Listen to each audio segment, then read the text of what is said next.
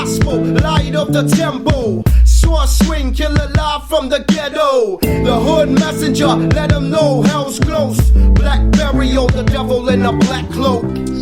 Yo, welcome to the Street Gospel Podcast. I'm your host, Dave One, and this is episode number... Yo, Cam, what episode is this? 58. I don't think it... Wait, is it 58? No, I think it was 50. It's 57. 7? Is it 57? You're jumping ahead here, man. Episode... Oh, you're slacking. No, 58. This is... No, 57. 57's Taco God. Oh, yeah. My bad. I forgot. Wow. No, you know what? Okay, so we recorded one last week. That's the problem. We recorded one last week. I forgot. You're right. 57. This is number 58. Why did I even question you?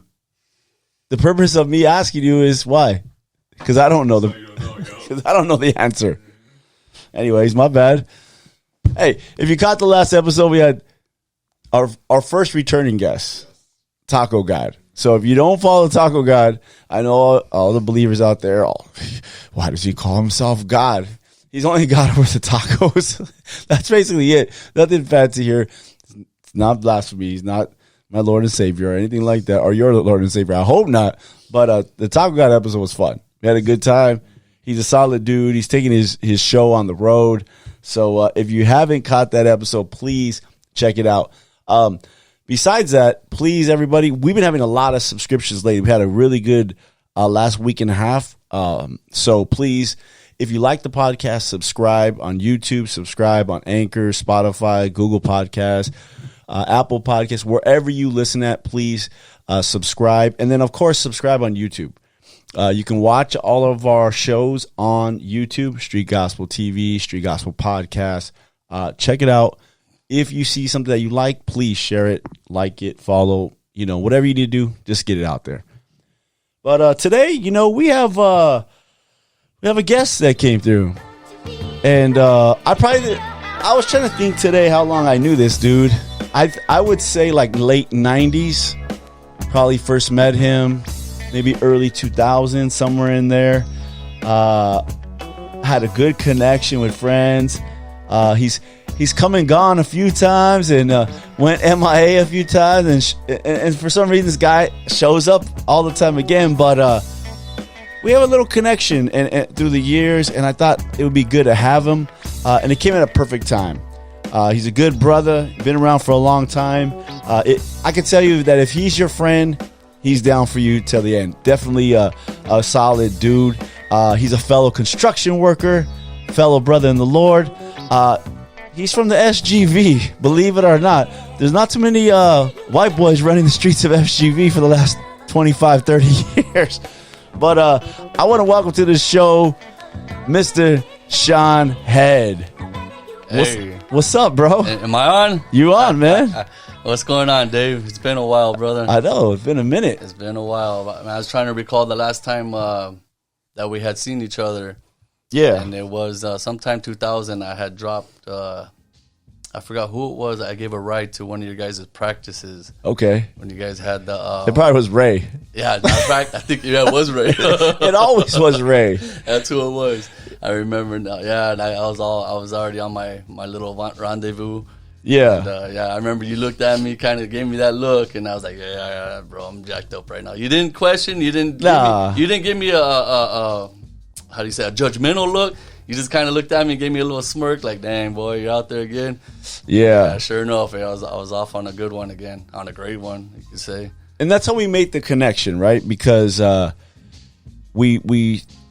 were in a church in El Monte. Yes, Praise Chapel, El Monte. I was, still am, really good friends with Phil there. He's a pastor's son. We kind of grew up together. We started a band. I started going to the church, and we made the connection. I remember seeing you at our shows, and at first I thought, man, who is this crazy white boy, man? Because you out there like, what is that? What is the dance called, dude? Slam dancing. Yeah, you just slam dancing at our show, and we were doing the whole rap metal thing, And I remember seeing you, and I was like, who is this crazy white boy, man? He keeps showing up at our shows. And Phil was like, no, that's Shaun, dude. He's cool. And The bald-headed white boy. yeah, the bald-headed white boy. And I was like, this dude like a skinhead. And but you weren't a skinhead, right? Well, skinhead, anti-racial is what we went by. Anti-racial skinhead. So it was so what's the difference? The actual skinheads are actual they're racist. Okay. They follow the whole neo-Nazi movement. We were anti-racial. And so what would you guys? We went after the Nazis. So you would fight? Oh yeah. We would engage in a punk rock show wherever we seen them. We would engage and run them out. And is the anti guys, are they made up of white dudes too, or is it mixed? No, our group was mixed race, blacks, whites, Chinese, Cambodian, whatever. We have a handful. How did you get involved in that?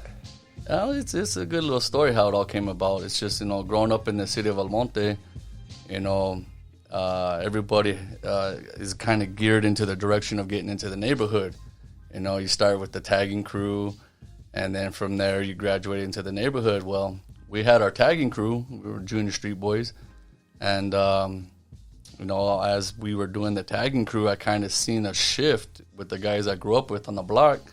Whereas we had the older homies rolling up, hitting them, where are you out the front, and all the whole 9 yards. And we back up, wah. And then, what are you doing with these white boys? Like, wait, what do you mean, what are you doing with these white boys? We all running the same thing. So it all kind of shifted, and they all, those guys kind of got into the neighborhood. Whereas, as me and my cousins were next in line, being the only white boys on the block, they got into, one of my cousins actually from Mountain View High School got recruited into it was an organization at the time. And it still is, but it has its ventures. But they got in. Well, my younger cousin got in, but his brother had to back his play. The older brother had to see what it was about. What's my little brother getting involved with? So they went in at full swing. And I remember one day sitting on the block. I was right there with the fellas, the homies, and I was contemplating in my mind what direction I was going in at about my freshman year. And I had my whole, a rave crisscross, trying to be a raver, not sure what direction I wanted to go in, you know what I'm saying? But he came up to me and said, hey, you want to go to a gig? So what the hell's a gig? Oh, can I say that? What the heck's a gig? It's fine, man. Philip said don't hold back. Hey, just be yourself, man. No, but he said, you want to go to a gig? I was like, what the heck's a gig, dog? Just come on, let's go. So, and then they were trying to fill me in on everything at the time. And then I went to my first punk rock show, and I fell in love with it, dude. So punk rock, that was it. Once you got into punk rock. And how did your life change after that? Bro, it was crazy. It was on? It was in a sense it saved me, but in a sense it was crazy. I mean, because you kind of, instead of being from the neighborhood and gangbanging, you kind of go to that punk rock realm. And what does that entail in that? Well, it's okay. So we get in. I get to my first show, and they didn't think I was gonna get in the slam pit because I was a little dude, man. I was a little 97-pound. I was a little guy, man. So it was. I seen it and I got in there, and bro, just being as that kid I was at that age, with all the rage and anger and hate and resentment that I'd carried in my life from where my life was until then, just letting that all out in the pit, and just even getting hit, getting slammed, because like I said, I was a little dude, so I had to develop some moves. You've seen some of my moves, man, some of your show. Yeah, those were developed. Get out the way. Oh yeah, get out the way, or duck, dive, move, dodge, like that movie, Dodgeball. And but yeah, that was it. Just letting it out in the slam pit was exhilarating, bro. Where did the at that young age, where did that rage and frustration and all that, how did that come about? How did you develop that at such a young age? Yeah, okay, that's cool, because that's the kind of, I wanted to take in that direction, go back to kind of my childhood. What led me up to that, it was, I grew up my grandma, my mom, and my two uncles. Well, there was three, but I very vaguely remember one of them. But, my dad wasn't around. and it was just my grandma and my mom's, growing up in the city of El Monte. Which that alone is kind of crazy too, right? That there's a whole story to tell on that. Yeah, we'll touch on that, man, because all right. that had a lot to do with it. But it was just just growing up and being, my mom's got involved with this dude, and we ended up going to Paramount for a little bit, and just seeing the abuse. It was all sex, drugs, and rock and roll. The long hair, big hair movement, heavy metal. And I'm a young kid seeing all this, cocaine and all this stuff all over the table, and just you can smell the PCP in the air. And so they're all in. It was wild, bro. And but just to see, my mom's, the abuse she went through at a young age, seeing all that stuff, the trauma, as my sisters were all coming into born. There's Natasha, Nikki, and Roxy that were from that dude. And to see the abuse they went through, the abuse my mom's went through, and homeboy, tapping me upside the head a few times, and getting having choice words with me, and I just remember like, what's up with this dude, man? Yeah, definitely. Yeah. So from there, it took a course where he ended up meeting this other lady. And by then, I'm in junior high, and as he met her, he decided he's gonna marry her and kick us to the curb, and we ended up back with my grandma and back in the city of El Monte in this trailer. But up until as that stuff was taking place, I remember one day. I think we were already back at the trailer. We were already back with my grandma. I remember now, 9 years old, and my mom out of the blue asked me if I wanted to meet my dad. Like, my dad, I actually have one. Wow. What I mean? Yeah. Yeah, let's meet this dude. I thought, okay, cool. Like, my real dad's gonna come into my life, and it's gonna be good. Like, he's gonna take us in and do it. Dude, we're gonna be good. So that night he showed up. He had a bad night. I remember the Toyota Land Cruiser, man. It was a 1970 something or early 80s, but bad, like a Jeep style Toyota. Toyota Land Cruiser sitting on some 40s. Bad truck. And I grew up Azusa Canyon, bro, off-roading, mudding, riding ATC. So when I seen that truck, I was like, oh yeah, this is it. We hopped in, and he took us around the block. And where I lived on Garvey, there's a trailer park, Hub Trailer Park. Garvey's known prostitution, drugs. My uncles are tecatos, so all the prostitutes knew who I was. And what's up, mijo? Where's your uncle? And he's at the trailer. Go, he's over there in his Jeep, or not his. He's in his van. My uncle had one of those hippie vans. Every tecato had. Free hug sign. Yeah. Come inside. Yeah. Primered out. You know what I'm saying? But so we ended up. We took us around the block, and on this dead end, it's called Dead End Dotson, bro. And my aunt, he took us where I'm getting ahead of myself. He took me to meet my aunt, his sister. So did your dad live like nearby? No, he was from Long Beach. Okay, Long Beach. Yeah, okay. He wasn't too far away. I was gonna say though, Beach like, right there. But his sister lived nearby. They lived like around the corner. Isn't that a trip sometimes, because you get like you can be alive for a long time and not know your own relatives live like within a few blocks of you. You don't even know the story, bro. They take me to this pad, right? My two cousins, the ones I was telling you that got into the older one, Chuck, young one, Dave, rest in peace. Excuse me. They take me there, and there's all the other little fools. And they're like, hey, you're that little white boy that rides around in that primered scooter, huh? These fools would be chasing me around trying to take my scooter. So your own family didn't know. It was my cousins and all the other little kids from the block, man. Oh, man. Yeah. So I'm like, yeah, that's me. And at that time, I was long hair because, it's the big hair movement, rock and roll. Yeah. My grandma's was my mom, my dad, and my grandma rolled in one. So my grandma took care of me, you know what I'm saying? And she loved my hair, so I show up to the block, bro. Now, this is back in Monte. Now, that's hood right there. And they're like, yeah, little fool, whatever. And my dad's like, oh, here's your nephew. And he bounces. Oh, wow. So here I am hanging out right away. My mom clicked up on my aunt. They start partying. And I'm out here playing with these dudes, but it wasn't playing. They had some kid. His name was Raymond. They told him, hey, get him, Raymond. Wait, get who? This fool started revving up. Wang, wang, wang, wang, wang. They called it his dirt bike. He's revving up, bro. And boom, he took off on me. I was like, what the? Pow, pow, pow, pow, bang, pow, boom, bang. So you're already having a fight over there? As soon as I met him, bro. With your family? With my own family. They was then that sick the kid on me. Why? that's the way it was, bro. Did you continue to hang out with them, or I got up, dusted myself off, went for another one. He touched me up again. All right, this is how it is. Because growing up, I was kind of naive to a lot of stuff. In Paramount, wasn't really exposed to all that kind of stuff in elementary. I remember getting in fights, but the fights I got in was out of the fact of backing up family. You know, one of my cousins, hey, why? I see him crying in the hall. What are you crying for? Oh, so-and-so got me. Poof, I take off running. Catch him in the front of his house and light him up. But this was a whole new environment for me, so it caught me by total surprise. well, especially because you thought they were on your team. Family, bro. Yeah. Sicked them on me. So a couple days later, after I licked my wounds, showed back up to the block. Got him.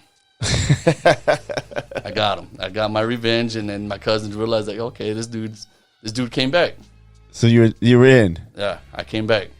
And then from that point on, dude, like, we were just running rampant. But now being back in Monte, my mom's still stayed with the partying, sex, drugs, and rock and roll lifestyle. You know, Is your mom white too? Oh, yeah. Okay. Yeah, everybody asked me that. I'm Cherokee Indian, Italian, and there's a few other things in there. But mostly white. Yeah, I was straight white. Yeah. I was just a mutt, you know what I'm saying? But what's funny is that you know, the way you talk is like, oh, no, yeah, the Chicano, Hispanic, Yeah. you know, from the neighborhood. That's just growing up in Monte. Right. My friends were Chicano. You know, I go to the parties, quinceañeras and whatnot. I got the boots, the hat, and poop, poop, poop. You know what I'm saying? Out there on the dance floor, bam, bam, bam. You know the bam, whole routine? Bam. Yeah, bro. So that's how it all came about. But the resentment, the rage, and all that, seeing all this stuff, and you know, getting my butt kicked, and now it's a whole new. Now it's like almost every other day we're scrapping, you know, and it's a fight to survive now. But now do you feel a part of something now? Now you have like this family that you didn't know you have, and now now you got a few more guys on your side. Yeah. Well, it took a while to get that, you know, because they're still trying to fill me out. Like I said, my grandmas took care of me. So we were in the hood. We were in the ghetto. We grew up in a trailer that, you know, we had to boil the water to take a bath. You know, cooking on those little electric hot pots. You know, corned beef and hash was the meal of choice. Pork chop. You know, pork chops was, you know, it was crazy, bro. You know, when it rained, we had pots and pans everywhere. Everybody picking their sleeping spots to get away from the rain, wow. the roof leaking and whatnot. And crazy. like I said, my uncles were tecatos, so a lot of people look at me and they think, "Oh, white boy, you grew up with the silver spoon in your mouth." No, I grew up with black spoons, burnt spoons. It's funny because, especially now in the culture that we live in, right? Like it's so like anti-white, right? It's kill the white man. Yeah, the white man's holding me down, right? Believe me, bro. I look around. I'm like, hey, I'm cool, man. You know, I got to flash my ink and it's still kind of recognize that. But it's true though. I think like when people say that, I'm thinking like. I'm not. I know white people that grew up tough, grew up hard. You know, like in a way of like grew up like everybody else that I knew, like poor, didn't have a lot of things. You know, just grew up in the neighborhood, scraping and scrapping. And I think like the media and people kind of like play that up to be like, well, white people are holding me down. White people are, and here's Shaun living in a trailer. You know, I had my friend Mike here, and he was like, we were poor, just like everybody else. He's a white dude too. He grew up in Fontana. And he's like, the only reason why we had a house is because it was 100 years old, and my great grandfather owned it or something like that. You know, and passed it down. So he goes, it was jacked up, you know, but we had a home. That's it. And that's the only reason why we had a home is because it was passed down to us. I was passed down a trailer, bro. And I clown when I say I'm trailer trash, bro. When people when they call me white trash, I'm like, get it right. I'm trailer trash. So you're the real rabbit of El Monte, yeah. 8 Mile. 8 Mile. Instead of 8 Mile, it's Garvey. Garvey Mile. Valley Mile. Garvey Boulevard, man. Gee, man. But yeah, that was it, dude. So like, you know, but my grandma's, she was a hardworking woman. She held it down. She had a job, you know, and she was part of the union. And she took care of me. My grandma, like I said, she was my mom, my dad, and my grandma rolled into one. So she bought my clothes, made sure I went to school. Excuse me, you know, I was spoiled. Put it straight up. New Genesis. Even though I lived in a trailer, bro, I had the Genesis, the Sega Genesis. You never went without. The Super Nintendo, you know, I made my little surround sound with the lettuce box, put some little 5x9s in there. Nice. Had the VCR. Mind you, my uncles, like I said, were tecatos, so there was times where I went to go get my video game out, and there's an ashtray in there because they done clucked it. But Yeah, for those out there that don't know what that is, they were on drugs. They stole it. Yeah, Slamming. they're heroin addicts, Yeah. bro.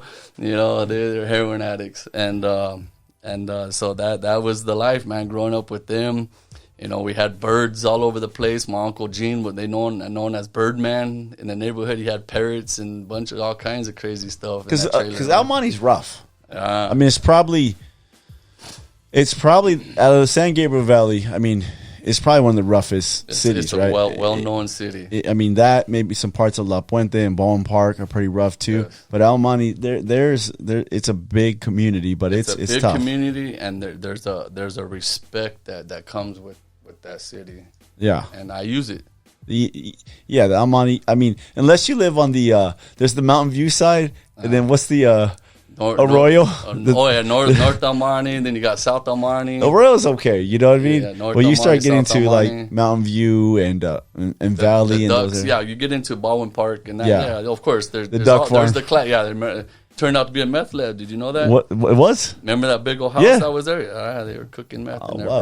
bro. That's crazy. They man. used the smell of the ducks to mask it. I never knew that. I knew when they had the duck farm, and then they gave it up, and they were like, "You can come get a duck, you know, if you want it." And people were going and just getting them, and I guess cooking them or keeping them as pets, whatever, man. Well, as a kid, you know, my sister's dad, the guy, the abusive dude Willie, they would take off and go bang a duck in the head and come home, and they would be stealing and come home and cook them. Yeah, and cook the They'll duck. come along the riverbed. We used to go jack the strawberry fields, bro. That's crazy, man. Yeah, it was funny because I know about El Monte, and that's the funny thing about it is because I was there, going to church, being in the band, hanging out with you guys in El Monte. It's kind of a weird part of my life because it was like 5 years of being in that area. So when people talk about, you know, certain Baldwin Park, La Puente, El Monte, I kind of know that area, and it's always funny because I'm like, oh yeah, I had somebody tell me the other day, like,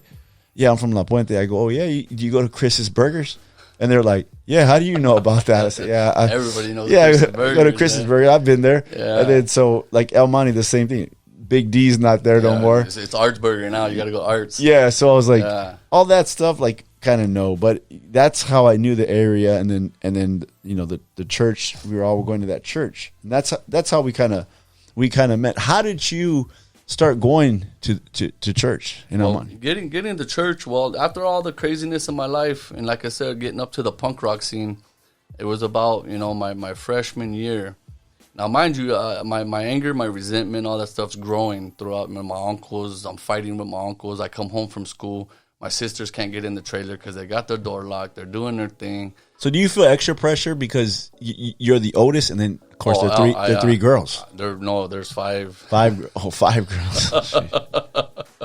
Yeah, there's seven of us total, bro. So five girls, bro. and then me and my brother Ryan. Okay. So yeah, my hands were full. Yeah. Oh yes, believe me, it was wild, especially as they started getting older. Sure. And yeah, they had to come get me. Hey, Head. They call me by my last name, Head. Cabeza. What's up, hey Head? You got to come handle this. They'll take me and let me take off on the homie because they caught him. You know, one of my younger sisters, and they let me go off on them. Wow. Yeah. So all that taking place. You know, living there. You know, all the crazy drugs and testing as I got older. Get involved in the punk scene. That was a. Was that more of an outlet for you? Oh, most definitely. It was a save because when my cousins approached me, now that I've been involved, we were already doing our thing, and they were asking me how I felt about the organization, and they were telling me what it's about, anti-racial, we're not a gang, we don't do this, we don't do that, blah, blah, blah, blah. I was like, yeah, I'm down. I like that. What was the motivation behind that? Something to be about. Because a lot of people don't get into things that are positive. And even though there is some negative in that, right? In fighting, getting in fights, there is a lot of positive in that. Yeah, the whole motivation was F racism. Right.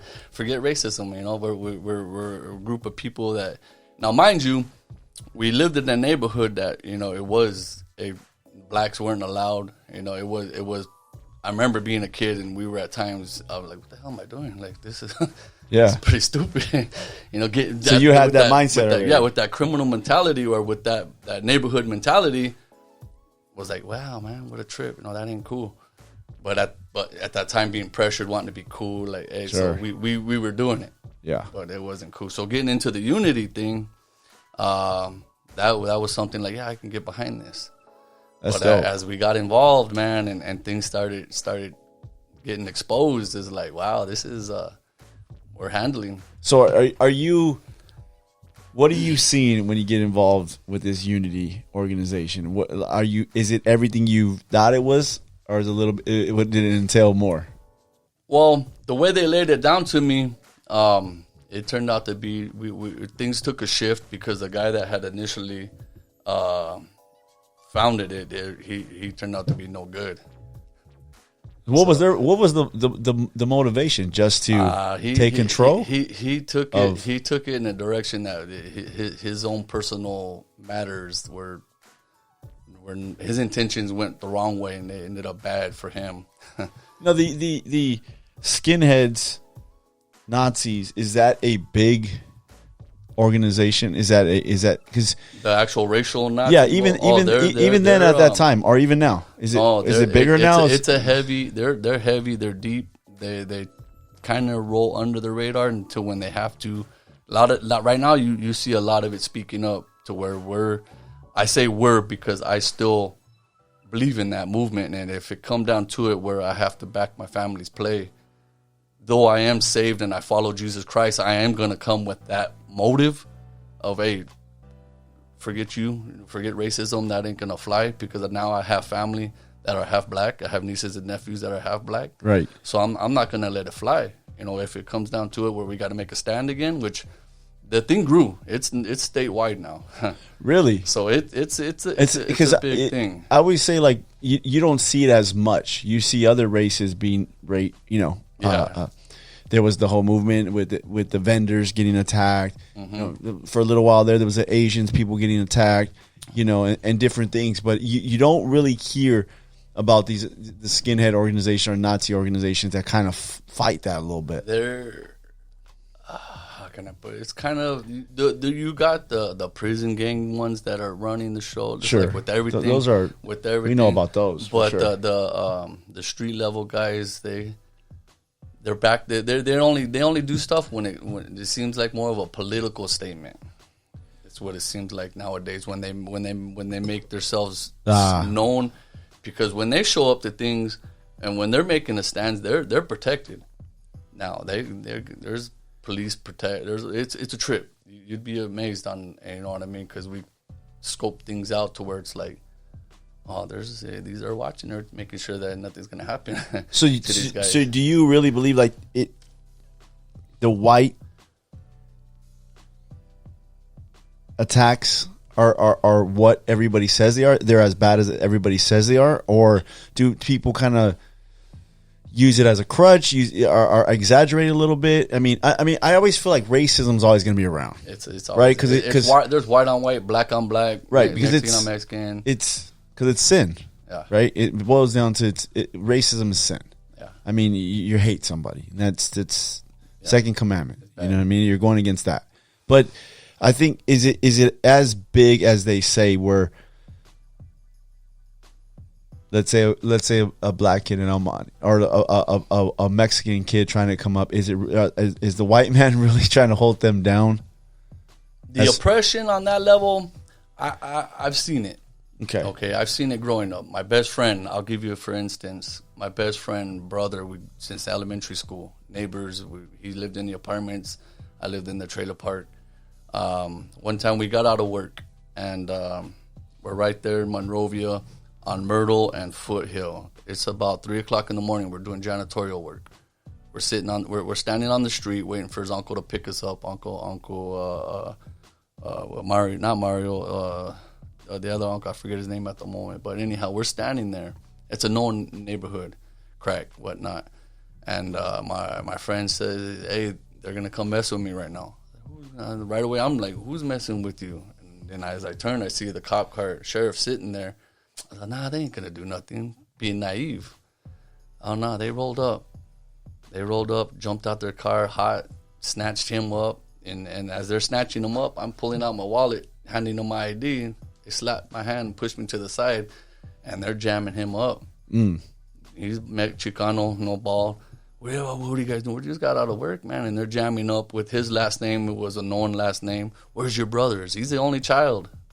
They're pressing him about some brothers that are wanted, and they're just jamming my friend up. So that was the first chance that's the first time where I really got a glimpse of it from that point of view, to where I was like, damn, this really does go on. Yeah, I think it happens. I mean, you're gonna always get it. Yeah. From everywhere. Yeah. I mean, there's always a sense of that. But I always feel like, you can disagree with me, I always feel like sometimes people use it as a crutch. It is. Where they kind of go like, well, the police are going to hold me back, or the white man, or this person, or the rich. That's another thing. Oh, no, or this kind of hold me back. And I always tell people, like, you can't always think like that, because you can achieve It's stuff. called playing the victim. Is it a little bit harder sometimes? Do we? I mean, Shaun's starting point and my starting point, way different. Yeah. Way different, and you had to go through a lot more. Yeah, than no, me. that's why I'll switch it back around now. Me being the white boy in the Mexican neighborhood, you know what I'm saying? It kind of reversed a little bit. Oh, bro, and you're like, hey, bro, I'm riding my bicycle down the street, and I got a fool chasing me with a knife, talking about "F you, white boy, give me your bike." I'm gone.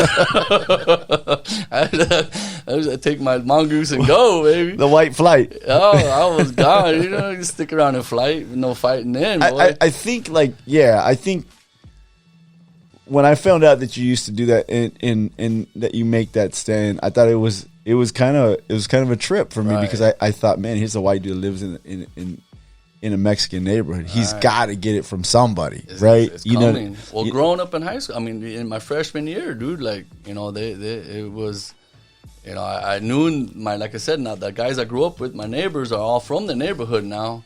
So now they're told, oh, forget the white boy. Even though we're cool, we're tight, but when their homies come around, it's like it switches. Right. Oh, F you white boys, and then next thing you know, we're scrapping. Me and my cousin will get off on one of them, get off on 2 or 3 of them, and then next thing you know, we got 5 or 6 on us. So in my freshman year, it was crazy. At Monte High School, and I remember the football team was like, hey, let's all shave our heads. Now, this is like right as I'm getting into the punk rock scene, too. So they're hey, let's all shave our heads and show up for the game bald. I'm the only one that showed up bald. Set you up, man. Skinhead Shaun. Oh, bro, and I'm a little 97-pound white boy, bro. So Fell for the okie doke, bro. And I went and bought me one of the hats that just said El Monte on it. Yeah. Because you couldn't wear no other hat other than that. And as soon as I got in through the gate, security took it from me. It wasn't a school hat. Oh, brother. So, bam, I'm getting smacked in the head. And, hey, what's up, cancer patient? Oh, this craziness, man. And I was like, forget you guys, dude.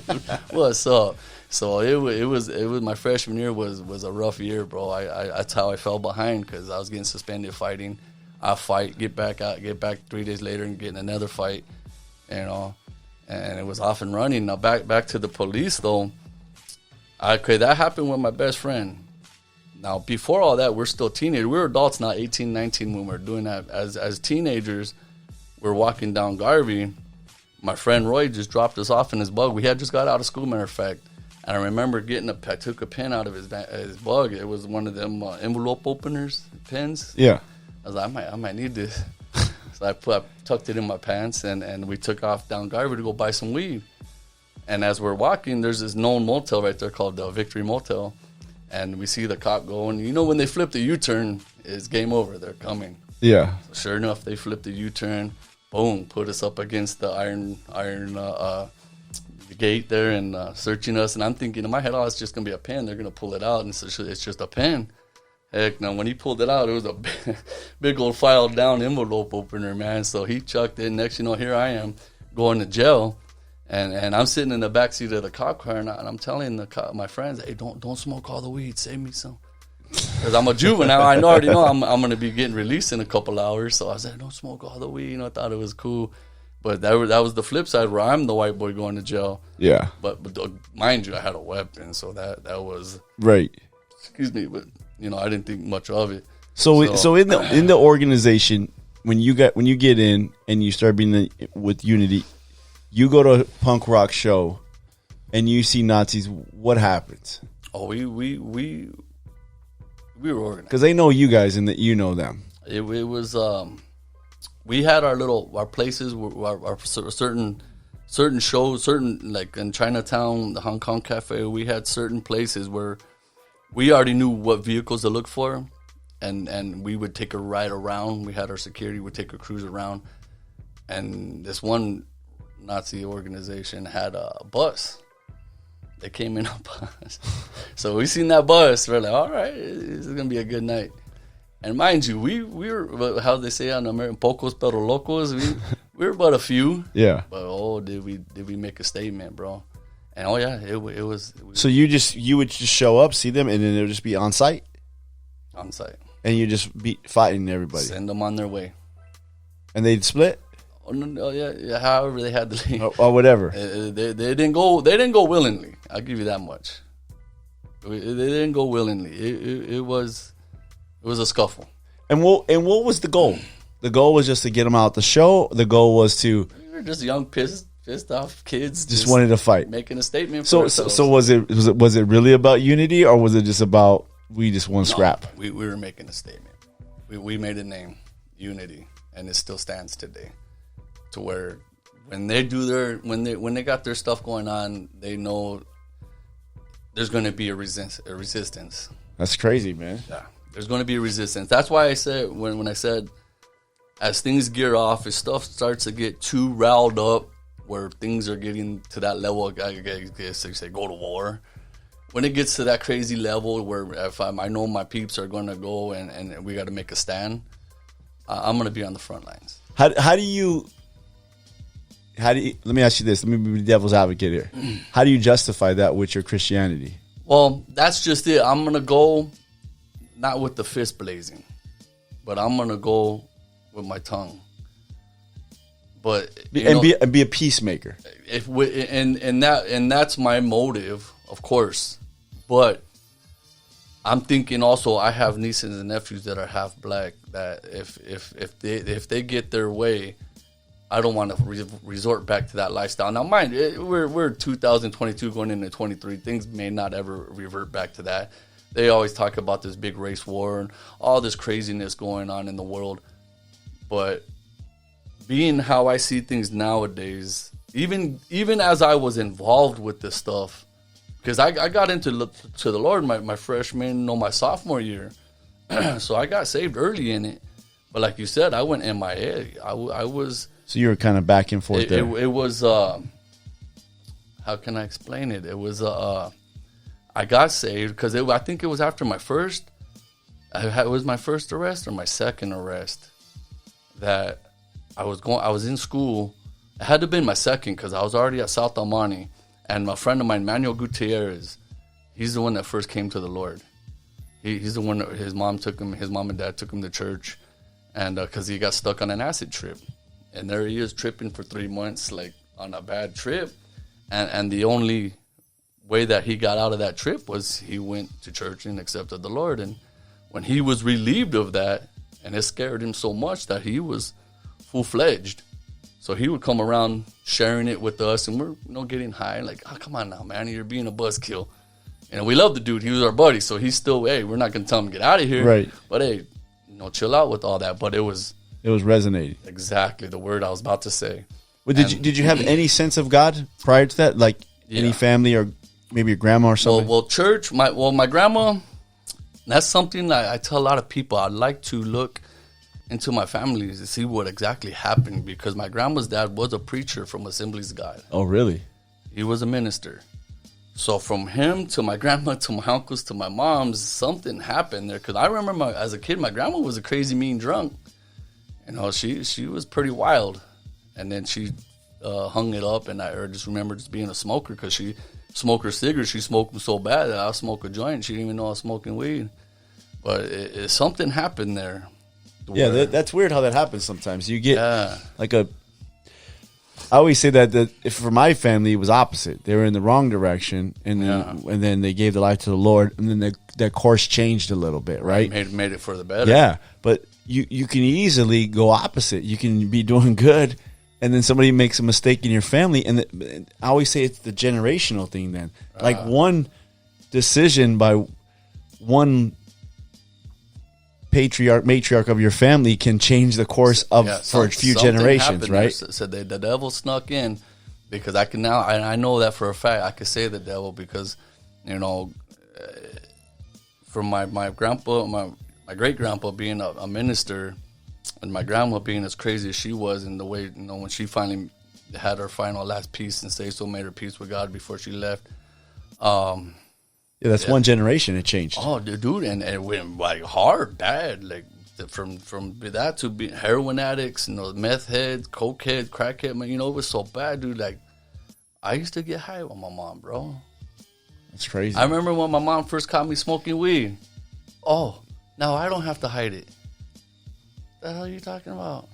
And then she'll come and she'll get in line and smoke. I'm like, get out of here. You're supposed to be hanging out with my friends. Oh, your mom's so cool. Like, that ain't cool. That ain't cool. That ain't cool. Get out of here, man. Hey, there's parents out there, though, that think that is cool. Yeah. Drinking with their kids, getting high with their kids.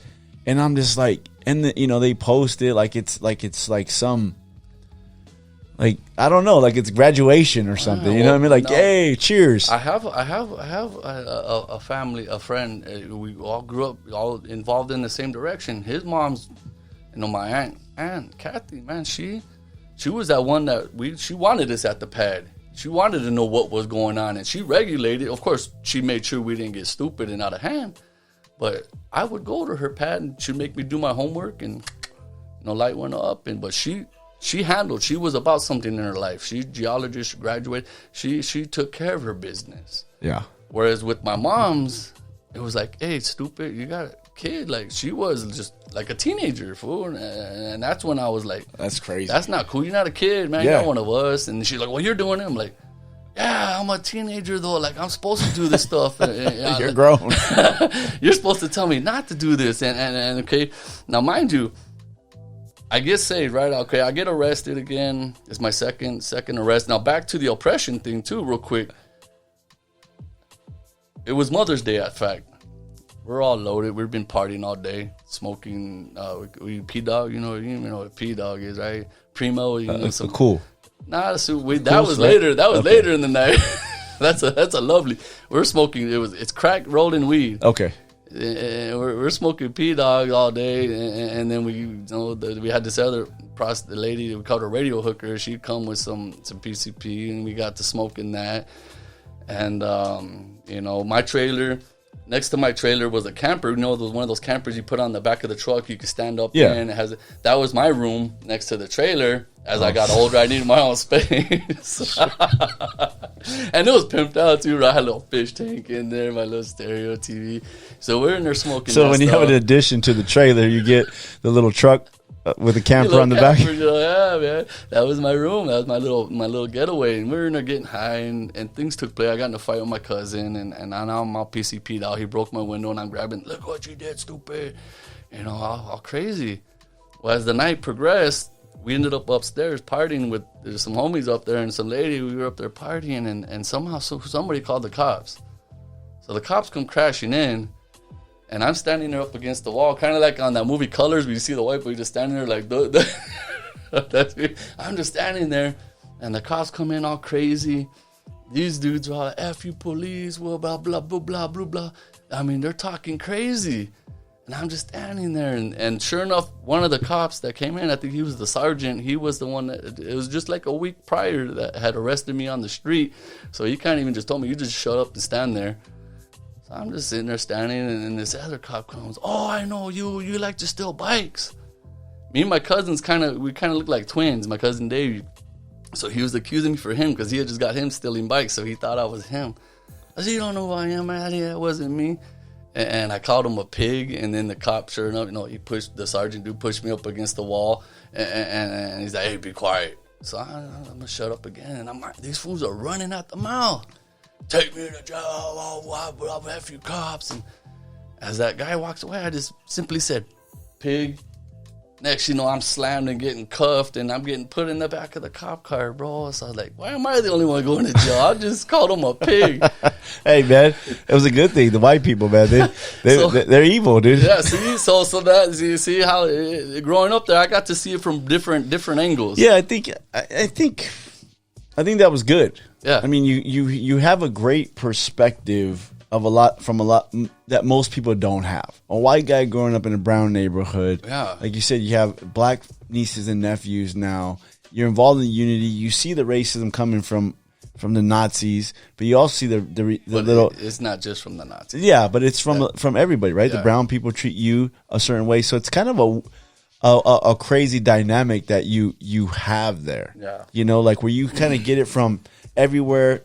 Maybe dish it out too sometimes for the Nazi against them. I learned. I see how the devil's sly and he plays it all. Yeah, I think now it's even a little bit more intense for a lot of people, right? It's escalating. It's more intense. I mean, we joke about it, but I think, you know, like the white man keeps me down. Shaun's keeping me down. Yeah. You know, he's white. You know what I mean? And it's like Shaun's been down, way more than you, man. Like, you know, so I think the whole concept of the racism thing. I think what I gather though is, and what I remember from you is just a guy that pretty much got along with everybody. Yeah. You know, and I think now our cultures are, and we hate to admit it, and the media is not going to admit it, online's not going to admit it, but our cultures are more intertwined than they've ever been before. You don't. I saw a stat where it said something like in the 50, 60 years ago, they would ask, you know, is interracial couple is that acceptable? It was a no-no. It was a no-no. Only like 1% to 2% said that's fine. Yeah. And now you ask that question, you'll be like in the high 80s, like no problem, no big deal, because most families are intertwined, mixed. If you even go back to back in the days, it was all cross racial anyway. Nobody's really 100%. No, and we all and if we really do your history, I mean, if we all go back, we all go back to two people, Spaniards, Adam and Eve. You know, yeah. You want to take it all the way? Yeah, back take it all the way back. You know what I mean? And then it just disperses from there, right? You know, Italian guy was like, "You're Mexican, you're Spanish." Yeah, we're related. He's like, and I'm thinking like, how? Well, he starts breaking down the Spaniards and the Romans, and they went to Mexico, and it's just like all this, and it's like, yeah, I guess, we're all started in Africa somewhere, right? And then it just expanded from there. But I think from your perspective, you know, you've seen a lot of things. So when you speak on that, I always laugh because I'm like, yeah, Shaun knows what's up. When you talk the Chicano slang, it's like it's not trying too hard. It's just that's who you are. Yeah, and that I've caught in flack, but it's helped me out of a lot of jams. It wasn't like when I moved to Kentucky back after my grandma passed away, to where people, the whites, were tripping out on me like, yeah. So now you get racist. Yeah, where are you from? You got an accent, boy. Like, I'm from LA, and this and that. And believe me, the couple of years I lived there, though I was with my cousins and stuff, I felt more comfortable. I feel more comfortable with the gente than I did with the white people. That's funny. It was an interesting time of my life, to where I was just like, I don't know about all this, man. At any given moment, man, it could be rallying outside my door.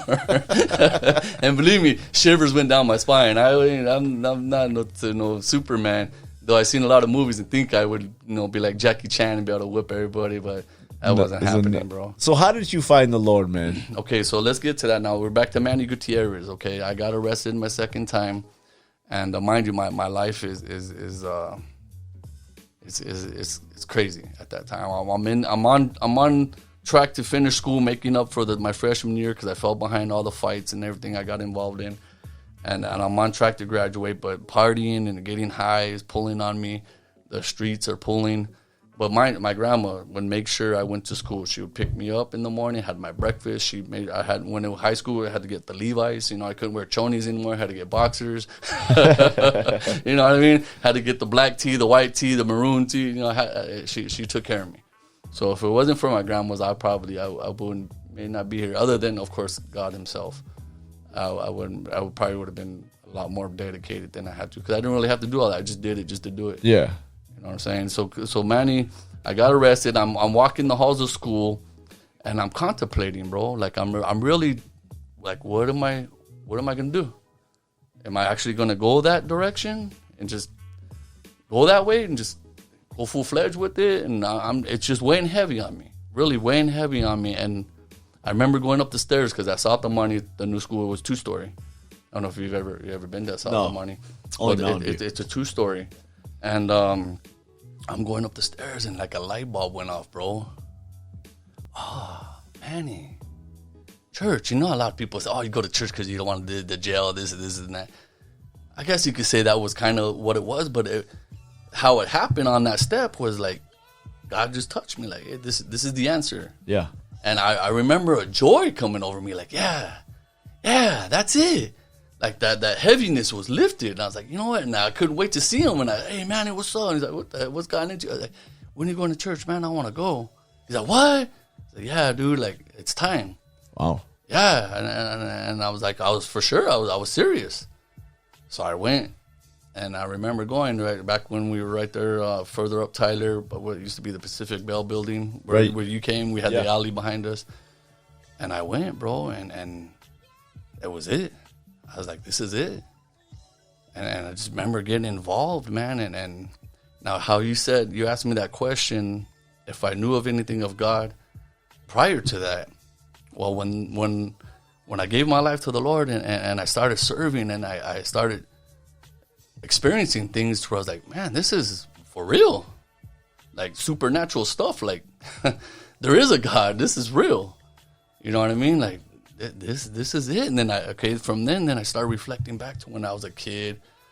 Times we went to church to get the free Christmas gifts and stuff. Yeah. You know, people, friends that would take us and like feel, we were the poor kids, like squeeze some free Christmas gifts.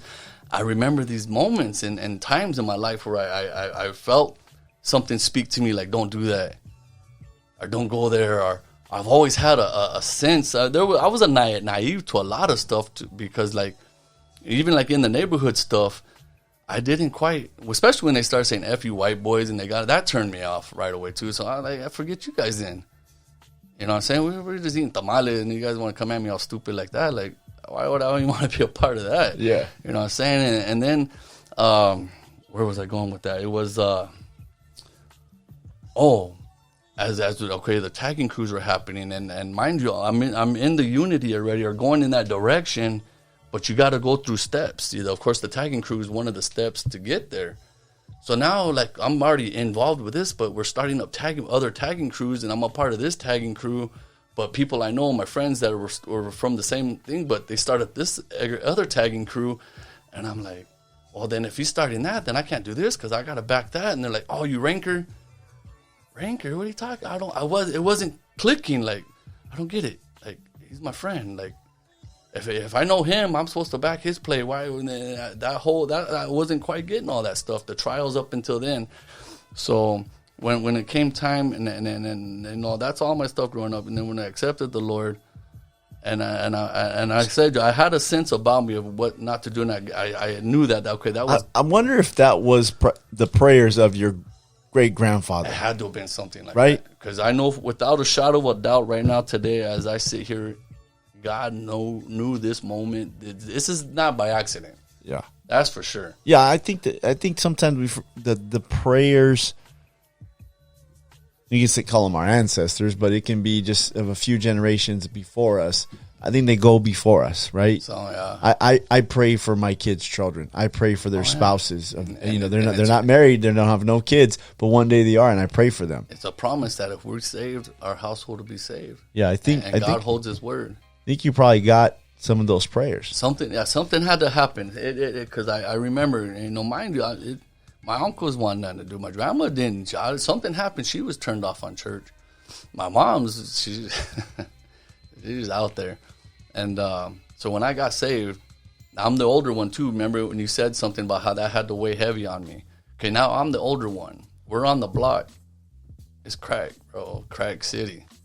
And I've already had my taste of it. Excuse me. So my mom's is off doing her thing, eh?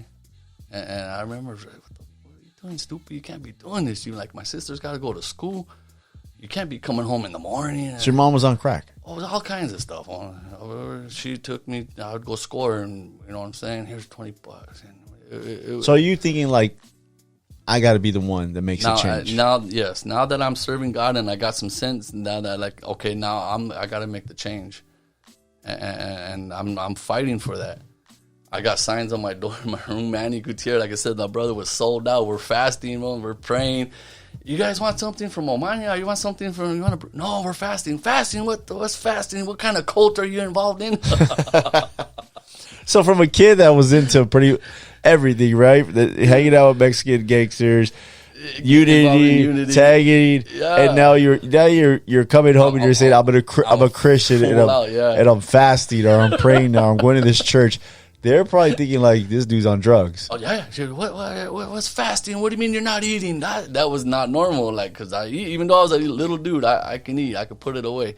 I got a little panza now, but it's catching up to me.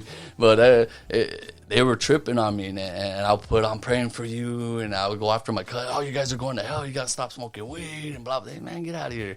So this is early, what, 2000? No, it was a little before. See, my sophomore year, 94, 95. Okay. So we met like 99 in there somewhere. 96, my seniors, 97. Yeah, right around there. Where I think it was when I came back. I was in Jacob's Ladder, and I came back from Ohio, my first round over there. Okay. When you guys had so you've been a guy, just to be blunt, that has struggled. Oh, it's been a fight. It's been like you since you've been with the Lord, how many, the last, let's say, well, you said last 22, 25 years, right? How many times have you came and gone to church? It was when the Bible says 7 times 70. I think I was that multiplication. Yeah, because you would. I was only there for like 5 years till like maybe 2001. Yeah. Right, and then I went back to my home church, and then we were still playing. I think we played in the band till like 2013. So you guys ran with it for so a you while. you would show up at a show. Hey, Shaun, what's up? Sometimes you looked great. Yeah. Sometimes you show up at a show. A shout out. And I was a little worried about you, man. I was like, what's up with Shaun? And Phil would be like, he's struggling right now. It was what's the battle for you, or what had been the battle for you? It was was it different things, or was it the same things? It was the structure wasn't there growing up. Of course, no dad, no this. The mom's doing her thing. Everything I was exposed to, so it was easily at my ready. Like I said, my grandma's was the best foundation I had, and that's what kept me from a lot. But the struggle was actually just not wanting to face. A lot of people say face your demons. Well, I didn't really know I didn't think I had demons at the time. I'm a young kid. I got saved just because I didn't want to take the route of jail, and I was on probation. Mind you, now my probation officer, his wife is my mom's PO. So she knows what your family's about. He tells me, "We know who your mom is." How now you know my mom is? Oh, my wife's her PO. I don't end up like your mom. So they kind of had some sympathy on me. Yeah, it could be the white thing, whatever people want to call it. But I know God had his hand on my life. Sure. And they showed me some sympathy because they knew my mom's, and she was already caught up in the system herself. But you're battling stuff. So me, that's what I'm battling now. I'm okay. I think that's. I hate to interrupt you, but I think that's important, right? You said something right there where you said that there was things that you never faced in your life, and they would come up. I think that's huge because a lot of times people come into church, and granted, the Lord will deliver them and they'll be saved, but there is some things you have to face. Yeah. And I think that's the battle that a lot of people think they don't have to face sometimes. There is the battle where I have some issues. Oh, yeah. And sometimes we can be so caught up in church and ministry and things and events, right? Yeah. And then being busy, right? But when we're alone, then those issues creep up. Where is my father? Where is my my mom's? Where is she at right now? She's in the street. Yeah. What about my sisters? What about my life? How come I didn't live that life? All these things come up, and then the drug thing could easily just cause an escape. That's exactly what it was. Right? Exactly I think a lot of times we don't address the issues, the problems. I know as God knows what He's doing, and I love how you're directing this, because that's exactly where I want to touch on those areas, because I don't want to brag about all that I did. It was fun, but it was stupid. There was some issues that Shaun needed to address. There was some problems in my life that, due to my upbringing, of course, now mind you, I know without a shadow of a doubt the devil had a target on me from when I was a kid, because at 2 years old, they found me in a swimming pool, drowned. Okay, now that I'm going to say that because I'm going to come around to that before this podcast ends, because of my comeback, there's a point to that. Finding me as a kid, 2 years old, floating in the pool. And I remember falling in that pool. I call it the bubbles, because I remember falling into the deep end and I just see bubbles. I was playing with the dogs. I tried to jump from the diving board to the corner and I missed it. Okay, found me dead. Streets, overdosing, all that stuff too, I should have been dead. But even before all that, in Mammoth, climbing the side of a hill, camping with the boys club, a big old boulder coming down, and I just have enough room to tuck, and the boulder go over my head. Okay, a couple days later, in the canoe, or in the van with the canoes, we're going canoeing. We hit the dip, and I just remember looking back, and the trailer popped off, and all I said was, "Oh," and I ducked, and the canoe came through the window. Call it chance, call it whatever, whatnot, but I know that without a shadow of a doubt, the devil had marked me, because I know God. Now I know I have a purpose. One is to stand for unity, for my nieces and nephews, for my family, for my people. I got solid brothers, man. Solid people in that thing that tell me, "Hey, Head, you stay over there. You ain't missing nothing. You need anything, we got you." And I see them struggling. "Hey, what's up? What are you ready for?" Like, "Come on, I got you." I learned some stuff. Now when I'm ready, I'll hit you up. They still check up on me. I'm invited to family events. I have solid friends. I was the one that didn't know how to be a friend because I didn't have a sense. Like I said, I was naive to a lot of things. Now, having to face these things, man. Okay, now I'm the oldest in the family. I'm trying to hold it down, trying to save the family. People coming to the pad, fools coming to my house, trying to party, and I'm like, "Make the fuck up out of here, man. My house. Who are you?" Dudes trying to come up in there with my mom's. She's bringing foods left and right. Now, this is where more of the resentment and the anger, that my rage started coming from. Because, like, "What the heck are you fools? They were coming up in my pad. Hey, get up out of here." I run them out. I remember my own stereo. I'll grab it and chuck it. Boom. It's there. No music. Now get up out of here. My sister's got to go to school tomorrow. And the poor girls would have to get up and go eat breakfast at school, just because there was nothing in the fridge. Bunch of cucarachas around them. You know what I mean? That's how bad it was. And I was fighting with my moms.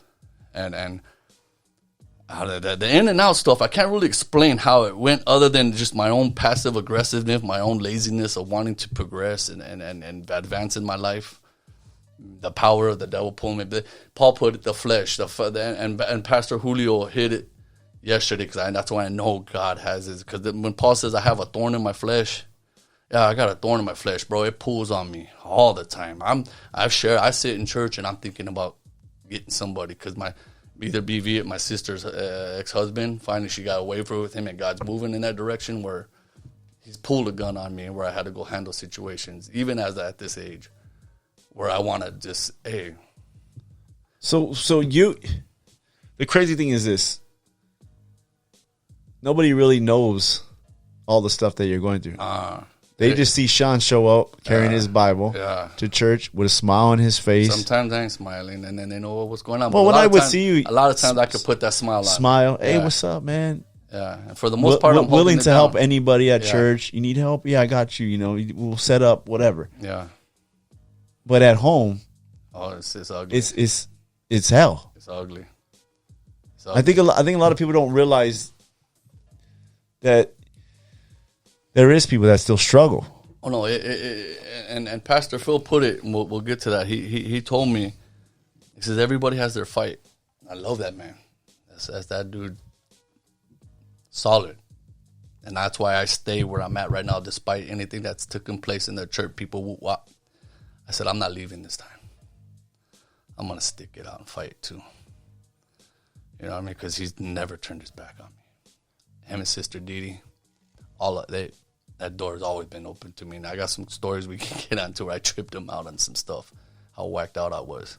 So the battle over the years, he's always welcomed. It's just been in and out. Yeah, but he's always welcomed you. Always been.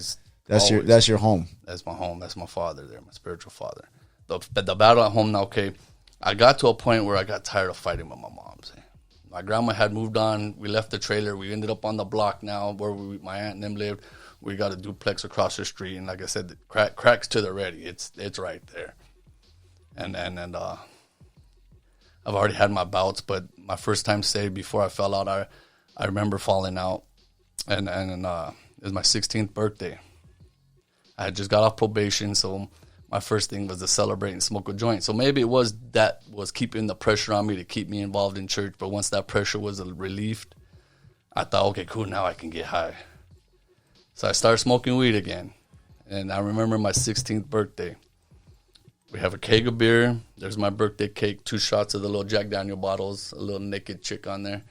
And I was, okay, cool, this is my 16th birthday. Well, I'm standing in the front. My mom's next to me. She says, I like you better this way.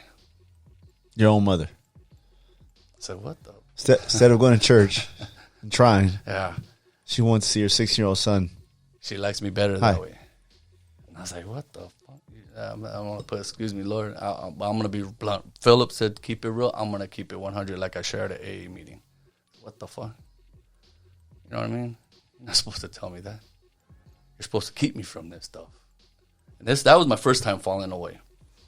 So whatever. It threw my high off for a minute, but then as people showed up and it turned into a big old gig, I took it out in the pit and had fun and probably beat somebody up that night or who got beat up. Who knows? I've took my lickings. Oh, believe me. I've given them and I took them. That's the straight up. Anybody that says they've never been in a fight and they're a tough guy and they won all their fights, they didn't fight. Even the most baddest dudes get some. You being a mixed martial art, I see you studying and all that stuff. You know that it happens. We get touched up. We get touched up, and that's a part of it. So that happened. I fell out, and then I go for a few months. I forget. I don't know exactly what took place, other than God would not leave me alone. At that moment, He was always speaking to me, dude. I'd be getting high now. I'm probably at that time. Are you getting mad? Oh, are you mad because it's just right on you? It's driving me nuts, dude. I'm trying every which way to get away from as high as I can get. I remember just blasting it up. Now I'm full on with. Once I was able to buy the rock on my own, they said, "Oh, just don't tell your uncles. Hey, we don't want them knocking on our door." It was all over from there. I'm a hustler, dude. My uncles are tacatos, so I hustle. I knew who wanted it. I knew how to get it. So let's go.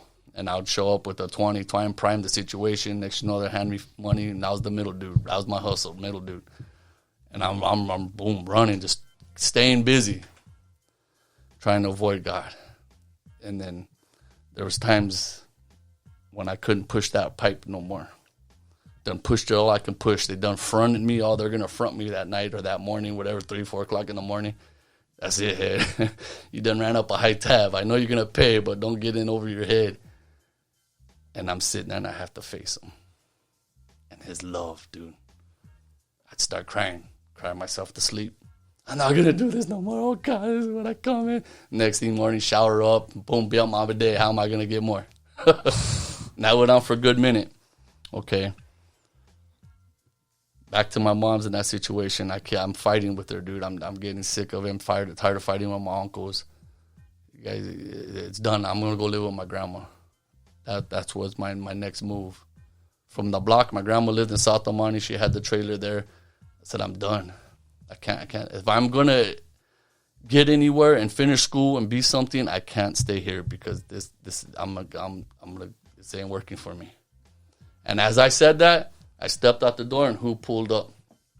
My grandma. So I was like, all right, cool. I stepped back in. She said, if your choice, where's still my mom? And I see my little brother, Ryan, crying in the crib. You got to leave him. Took my hat off. Sorry, little dude, but I got to go. Put it on his head and bounced. Grandma's like, what's up? What's wrong? Just get me the fuck out of here. So she's like, what? Okay, and boom. So I can't do it. She already knew. She already knows what's up. So she took me. I went to live with her. Things started going good again. I think it was around that time I touched back with Manny, got back involved in church. And, it was around that time because it wasn't about 3 weeks later. I got home from church, had my food, feeling good, get a knock on the door. Who is it? And it's a knock to where I was like, what the heck? It was the police. You guys know where Trina Head is? No. Well, we got the kids down at the police station and this and that. And we're looking for her. Is that your mom? Uh-huh. 3 weeks later after I bounced. So I was holding it as long as I could. And I was holding it down as long as I could. And I finally said, I can't do this no more. If I'm going to be anything in my life, I got to bounce. 3 weeks later, they get taken away. My mom has the kids on my cousins because they lived across the street. My aunt and all the other, my Davey and all them, it was my cousin Gwen. All the other ones, my aunt got them out of there, took them to Ohio to get them out because my cousin Davey we were crazy. And he was off going even further with this, so she had to get him out of here. Rest in peace because it didn't work for him. He couldn't make peace with it. Oh. Yeah, a couple years ago, they got him. But anyhow, so I get that knock on the door. We got the police there, and now I go to the police station, and right around that time, it was already I was done with high school. I was already 17. I was my senior year. It was my senior year because I was already almost going to be 18. So all this craziness happened before your senior year. Yeah, yeah. And I think that was I relapsed a couple of times in church while I was in high school, so that was about my second time being back at church. And Richard Vega was one that told me this about, and I explained to him when I got back to church about my mom telling me she liked me better that way. He explained it to me in a way that I was like, damn, that makes sense.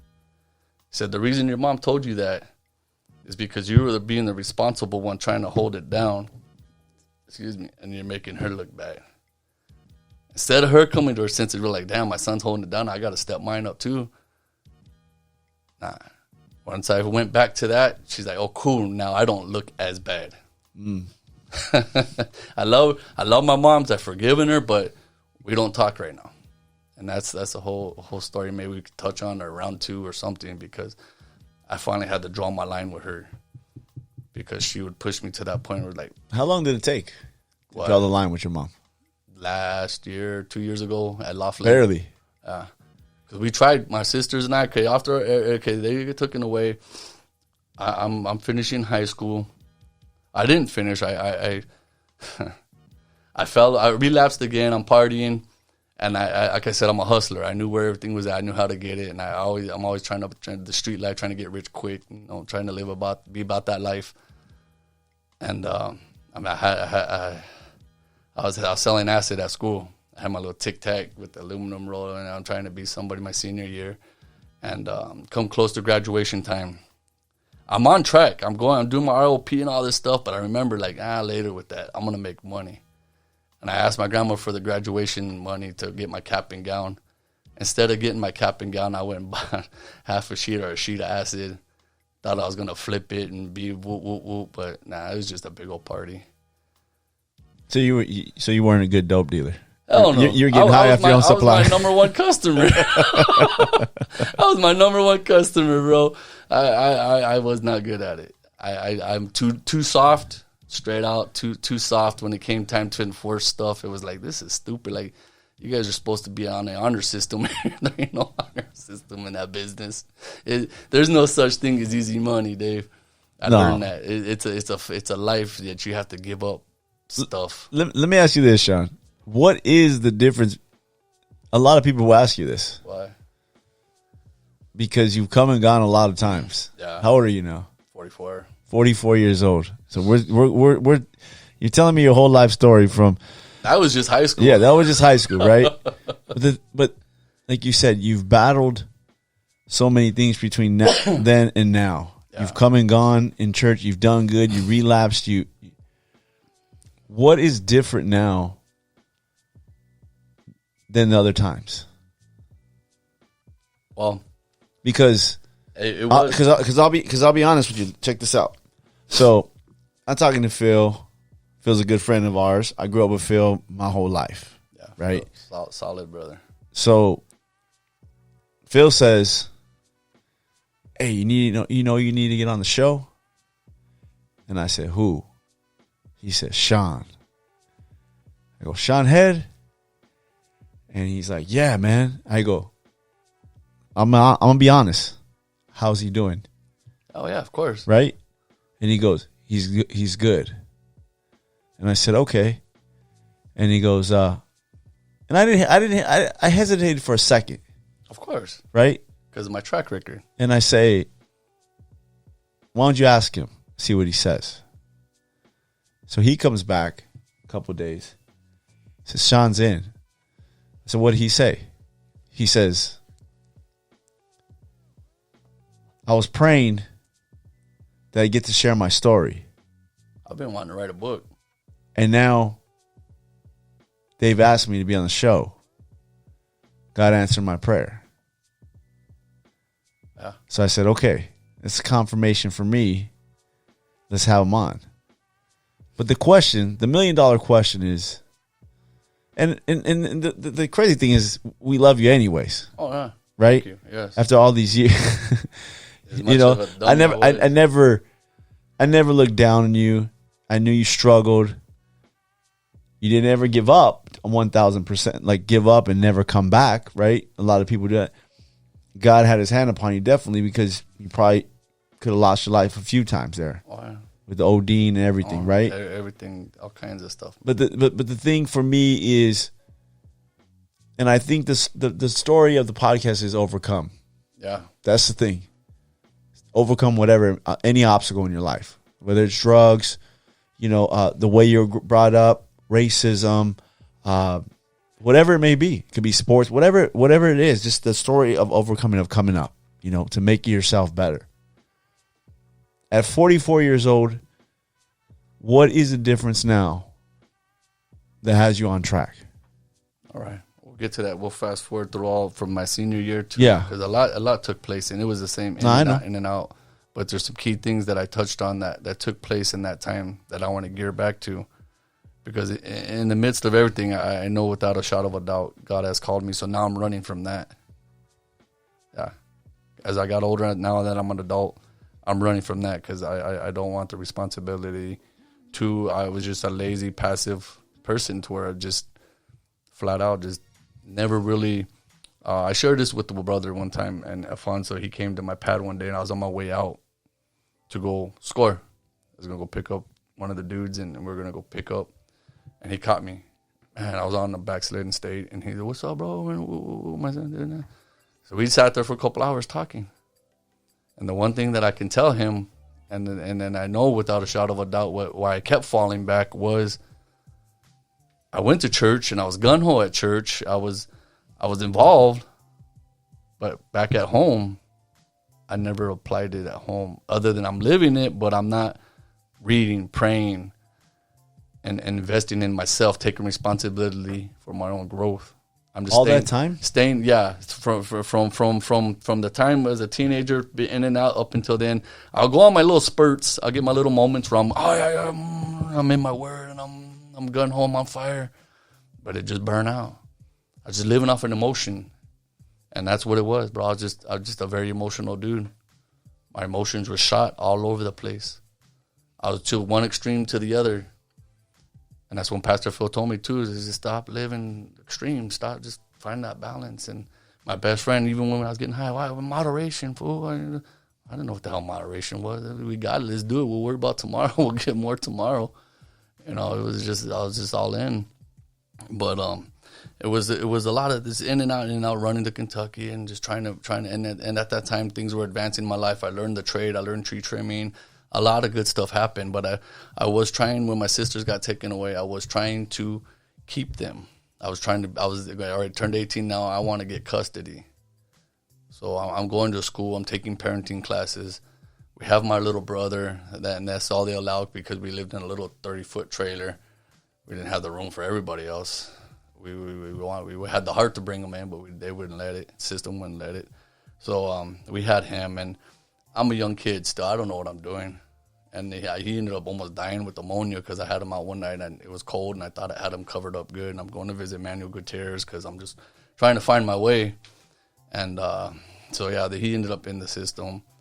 They get adopted out. My sister Natasha ends up in group homes. I'm having to go chase her down. She's running away. A lot of stuff's taking place. Now this is where my sister Nikki and Roxy got adopted by a black family.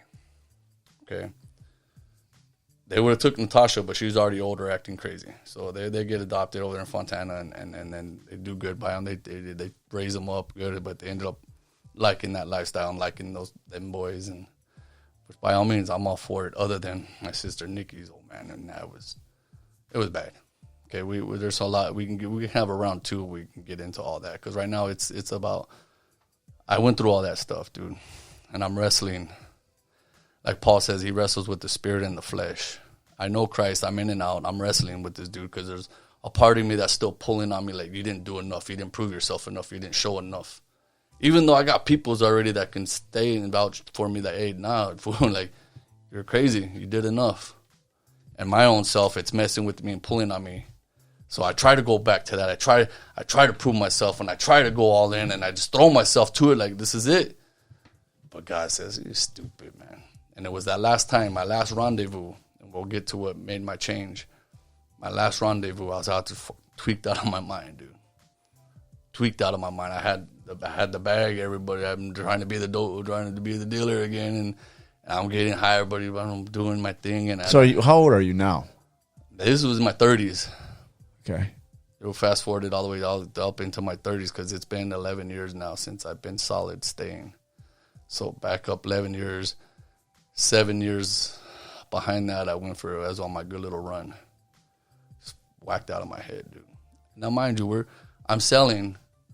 And I have a customer there, and then we get to talking, and next you know we're crying, and I'm sharing Christ because I get this conviction. Weird scene right there. Tweaked out. Right? So I'm sharing, but God he's not afraid of that stuff, dude. He still will step on the scene because that chick needed to hear something at that moment, or whoever it was needed to hear something at that moment, and then we'll wipe the tears. I'll pack a bowl, and did that just happen? You know what I'm saying? And then I started getting this notion in my head that this is back to Pastor Phil, where I'm thinking I'm not meant for the rapture. I'm gonna stick around, and when I see the rapture happening, I'm gonna get it together. Oh man, you was messed up, bro. I was on a great one. Yeah, you were on a good one right there. But I believed it, bro. I was actually like, yeah. So when did the change come, man? I'll get to it. Watch. So that all that happened, right? So boom, I go for another year or two. My friends had had enough of me. My sister Roxy's done. You're dead to me, dude. Fuck, you don't exist.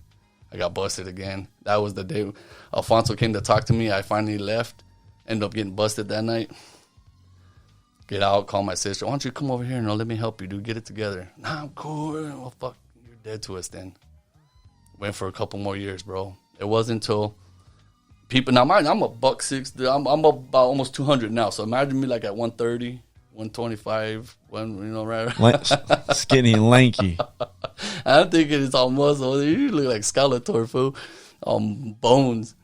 I was shot out. And my friends, everybody finally had enough of me. Like, dude, you're a bust now. You're a bust. You're gone, dude. Like, you need help. That's when I could say I got solid people. Solid people, because they stepped in. I ended up getting with a girl. My friend Roy took me to Arizona to go do some tree work because I learned some trade. I was a hustler, dude. I know how to work. I would shuck and drive and do what I did, but my uncle's one thing that's heroin addicts. My Uncle Gene worked.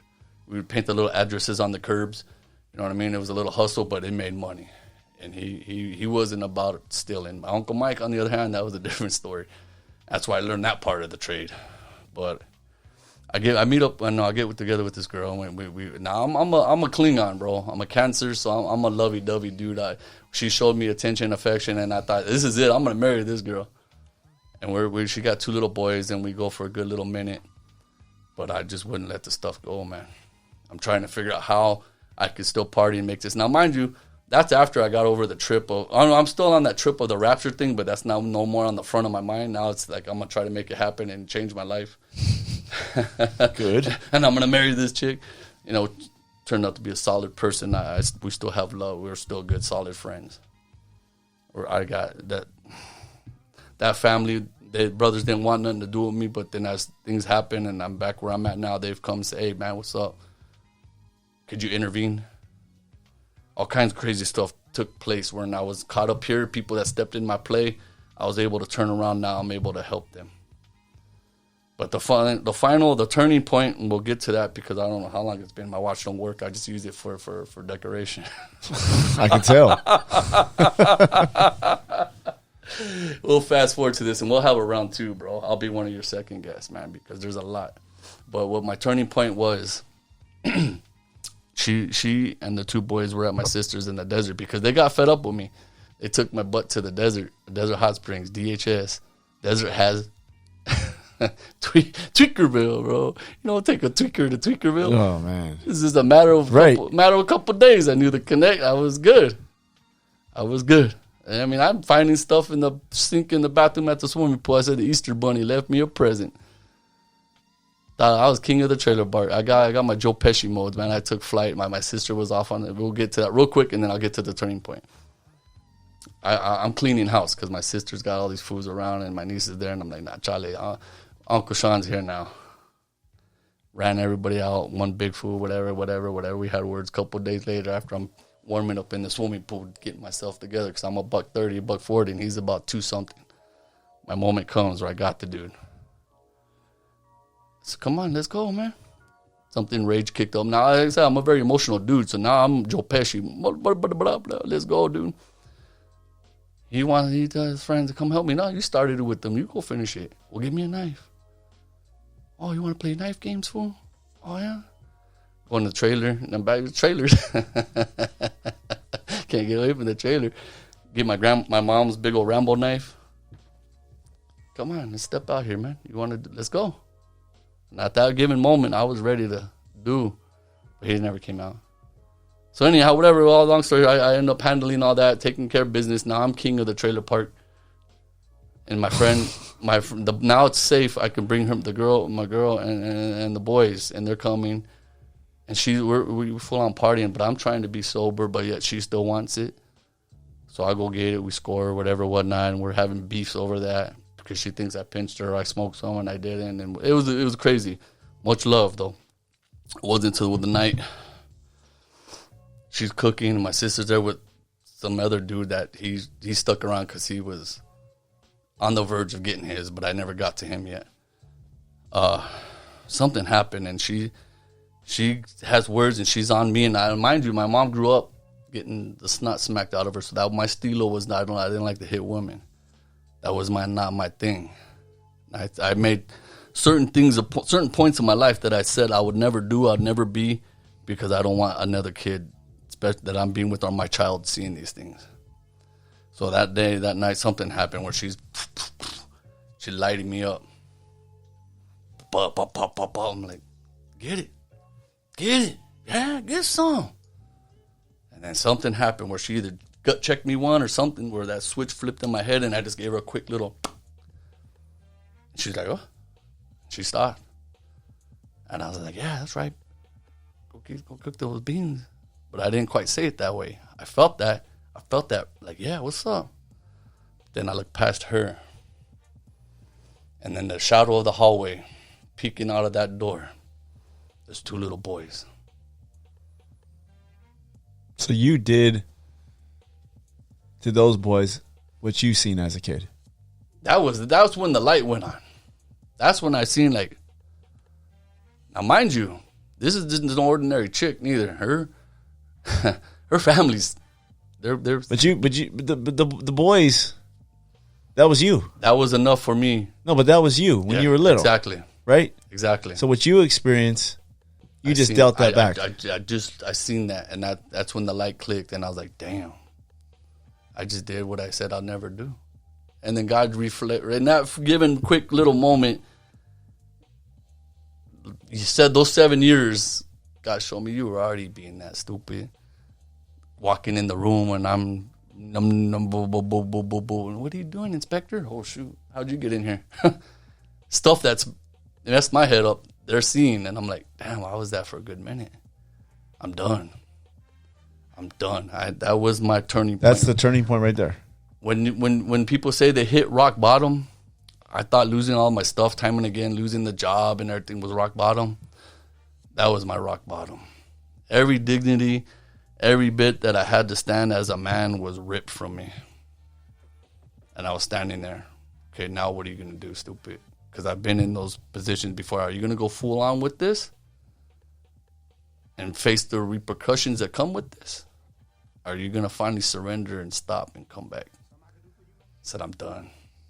So I said, you know what, my fault, I didn't even say much about anybody. She went and made the bean burritos, and we had dinner. And that next morning, I took her and the boys back home to Monte. We shot back up to the desert, tied off all my loose ends, told my sister, see you later, and jumped on the train. Now back to Regal. I called Regal up. Said, hey, Regal, I need a place to stay, man. I'm coming back. I need to get back in church. Church, right? Remember Regal, Brother Regal? Yeah. I need to get back in church. Oh, yeah, come on down. Pack up all my whatever I could pack up, make my way. He calls me as I'm on my way to the train station. Because from Desert Hot Springs, you got to drive to San Bernardino to get the train. There's no other way out of there. I've tried it. You're stuck. So unless you have a vehicle. So I cop a ride to the train station. He calls me and says, oh, my landlord said, no, you can't stay here. So I'm on my way anyways. So I called it my bonsai mission. Because I was done, dude. The light came back on. I came to him like the prodigal son in the pig pen. The senses came, and I was like, damn, what am I doing here, stupid? I'm going to go back to my father's house. At least I'll be a servant. I'll have some dignity. And that's when that was my turning point. That's when I finally said, that's it. So I shot back. I stayed with Regal for a couple weeks. Got on GR. And at that time, I just didn't sit there and loaf. Mind you, I smoked a little bit of weed I had left, visited a few friends, and said, okay, this is it for me. Handed them my pipe. I'm done. What, again? How long is this one going to last? No, I'm for real this time. You said that before. Whatever, however you want to see it. But so I made my way back, and I took my walk down Valley, filling applications, went to labor ready, now trying to get back to work, get myself back on track. And it just, things were falling back into place. This is how much God had orchestrated, and I know without a shadow of a doubt, because I'm living in a motel in Norwalk, GR, getting the vouchers. They had me out a nice one. I went to re-up, ended up at the Norwalk Inn. It's all over. The first thing when I walked in is, we got another customer. No, you don't. We just so happened to be having our conference there at the Whittier Church. So people, Pastor Joey, Laro, come scoop me up. Frank, all these brother, come scoop me up, take me to service, take me back to the hotel. And I'm in my word I'm getting, but I'm detoxing at the same time. So I'm losing my mind. I'm like, well, they're talking about me in the hallway. I call Pastor Phil, and he's calm and collected. Hey, Pastor Phil, I need to get up out of here, man. Oh, we know, brother. So we just got to get you back to work. It'll be all right. No, you don't understand. I need to get into a home. I was trying to get into an inpatient program, into a home or somewhere, and none of those doors open. But I remember some dude on the bus gave me a pamphlet. He was happy-go-lucky with his pizza, and he gave me a pamphlet for AA. I was like, you know what? I'm going to try this. And I told Pastor, I got an idea. So I felt that AA pop pamphlet, and I said, you know what? I'm going to try this. I went to AA right there in Whittier, Serenity Hall, met this dude, Tony, little white dude, same kind of scenario. Met him and said, I want, you made sense. I can relate to what you're talking about. Stuck to that dude. This dude didn't really believe in God. His fiance at the time was a backslider. He's helping me. This dude took me in to do the 12 steps. And that's what making it stick today. Was that the first time you ever did 12 steps? Yeah. Where I put in the work. And it helped you? It helped me because I was able to face the problems that you masked before or you look past. I was able to stand up to him. So that was the difference. That. I mean, God, of course, touched you. He had it all, but you had to do the work. Bro. I had to put in the work. I think a lot of people miss that deliver part. me like some people, like you said, can just get delivered and be done with it, and they're solid and they're living it. But it wasn't like that for me. You had to put in the work. I had to put in the work because there was a lot of damage there. And it still is, bro. I'm 44 years old, dude, and there's the areas of my life that ain't fully developed, that are not mature. I'm a child in a lot of areas that I'm working on, and I'm able to stand still and acknowledge these things. And so, where before God, you couldn't. Hell no, I didn't want to face it, deal with it, or even it was shame or whatever, whatnot it was. Anger was my answer. Fuck this is not. I'm not dealing with this. And off I go again. Gotta let me run. Now you ready to deal with it? Now, mind you, back to that swimming pool real quick. That apartment Rigo lived in, that's the swimming pool they found me dead in. As a kid? Yep. So you made full circle? Full circle, bro. And God showed me, are you ready to die to me now? I was like, what a trip. What a trip. Like, are you serious right now? Like, hey, Rigo, I kind of laughed about it, but I was like, they found me dead in that swimming pool when I was a kid. My mom used to go party. They used to party with they had some friends there, and that was the swimming pool. Crazy, huh? That's crazy. That's crazy. So you died twice at that pool. I guess you could say one that. Physically and one spiritually. Yeah, I had to die to Shaun, and now I'm doing my work. The day I went to go do the 12 steps, the day I got on the bus when Tony took me serious and said, "Okay, I'll help you." Because a lot of people, they didn't take me serious. So when he finally realized I wasn't BSing and I was desperate, I needed help, I jumped on the bus. They called me from labor ready 3 months later for work. I turned that job down 3 times. I said, I'm on my way to Whittier. There's no way I can get back and forth. They said, there's 3 there. Ooh, they tried. And then the lady Sophie said, okay, look. I told her straight out, there's no sense in me getting another job if I'm going to make a wreck of my life. I'm going on my way to do it. Straight out, I'm going to do some meetings right now, 12-step, and I need some help because I'm a drug addict. Alcoholic, all the above. I gotta address some issues. She's like, you go do your meeting, call me when you're done, I'll come pick you up. I'll come pick you up. She's in La Puente on Valley.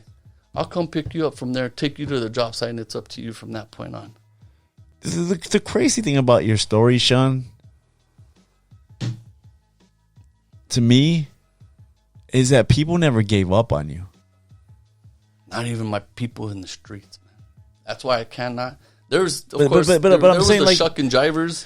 Like people that were, like this woman, or Rigo, or Pastor Phil. Yeah, the lady didn't even know or me. Joey. All these people, Phil. That little Phil, eh? Right?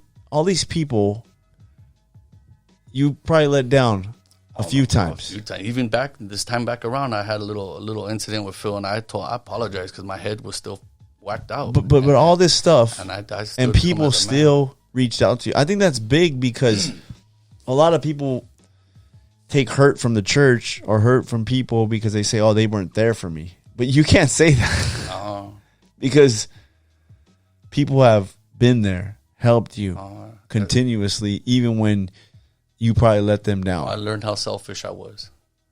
And I learned that doing that 12-step showed me how selfish I was. I was a very, very selfish individual. So selfish that I blamed my mom, even though finally when I'm sitting before the judge and you got to take responsibility for yourself there, buddy. You can't blame your mama for this one. And that's when I realized I started doing what I did because I wanted to do it. Yeah, I think the realization that people need to have sometimes is you got to take ownership of the issues. You got to address the issues in order to be better. Right? And you could mask them, and the power of God can heal them. The power of God could help you.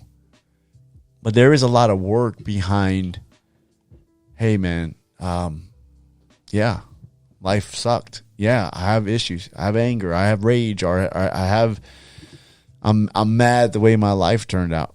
And you could, people give up. People quit and use it, for, and I'm not here to say, like, rightfully so, but yeah, I mean, kind of. I can look at Shaun and you I can look at you and say, you had every right to be in prison. or even be dead. It And was I knocking mean at my that. door. And, all three, the prison and Salem, and death was all three knocking at my door. and I say that out of respect, but technically those were things that were knowing you and knowing your background. If Phil called me, Shaun's done,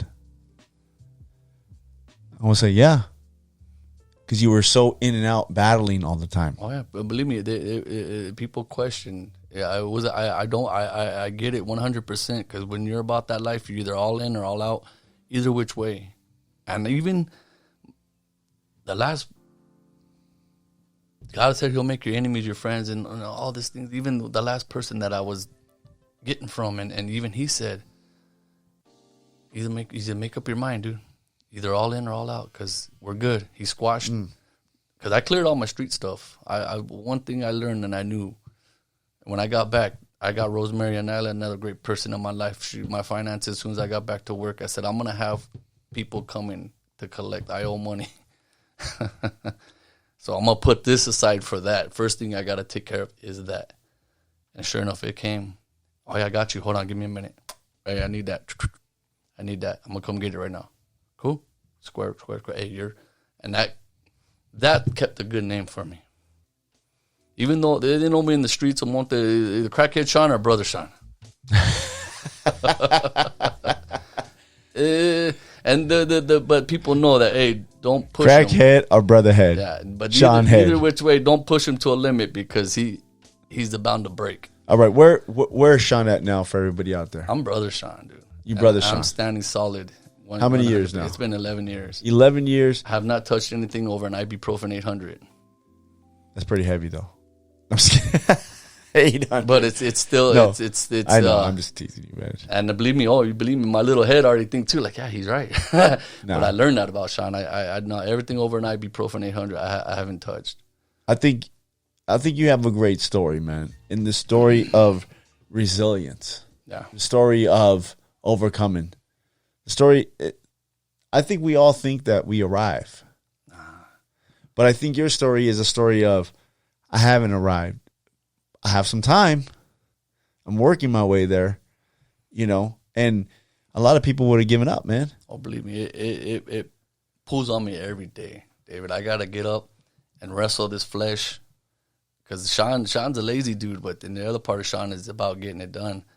And I get up and fight with this dude every day, and I get up and make it happen. And I know the only place that make it happen, the only place that I that things go right for my life, even my unity brothers, dude, my solid brothers. Hey, I love you guys, man.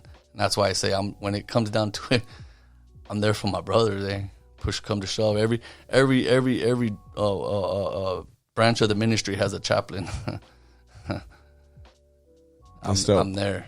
You know what I'm saying? And they know it. And they'll probably tell me to go home, but I'll show up because they've been there for me. Yeah. And my church people, you got, dude, I walk in home, bro, and there's a part of me like, you dumbass, you made a wreck of your life. You could have had this. But I'm like, nah, like you said, it's not over for me. Yeah. What's that song on that one? What's that movie where it's not over for me?